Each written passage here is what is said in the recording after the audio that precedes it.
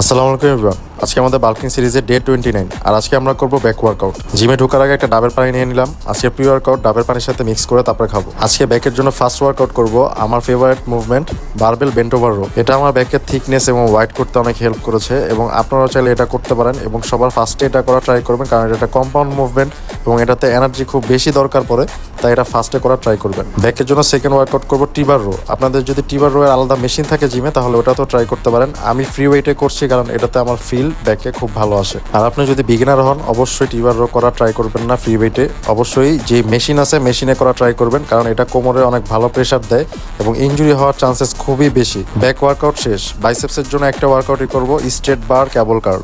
এটা করব 5 থেকে 6 সেট এবং প্রতি সেটের রেপস কাউন্ট হবে 12 থেকে 15টা। আজকে এটা বিয়ের দাওয়াত ছিল, তো ওয়ার্কআউট শেষ করে চলে আসছি দাওয়াত খেতে। খাবার দাবার শেষ করে পাশে দেখলাম একটা মাঠে বাচ্চা কাচ্চারা খেলাধুলা করতেছে, তো তাদের সাথে একটু ক্রিকেট খেললাম। তো আজকের মতো ভিডিওটা এখানে শেষ করতেছি। ভিডিওটা ভালো থাকলে অবশ্যই লাইক করবেন, কমেন্ট করবেন এবং আমার পেজটাকে ফলো দিয়ে দিবেন। Thank you so much.